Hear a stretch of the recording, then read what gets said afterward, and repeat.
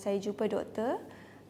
Doktor cakap, awak punya baby, graf membesar dia cepat. Graf membesar dia tak naik. Oh, tak naik. Daripada previous appointment. Alright. Daripada previous check up. So, baby ni dia punya pembesaran dia agak stagnan macam tu. Dia tak membesar. Jadi doktor sangat-sangat risau sebab mungkin ada yang ada something yang berlaku dengan baby.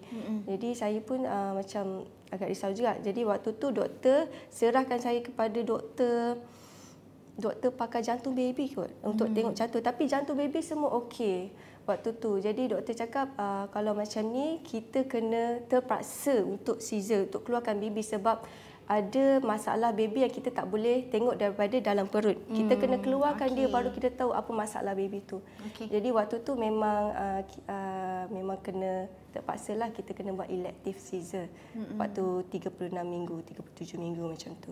Okey, tapi waktu dilahirkan tu baby okey je lah kan? Baby alhamdulillah sihat, tapi doktor cakap waktu dia keluarkan baby, baby saya dia punya tali pusat terbelit 2 kali.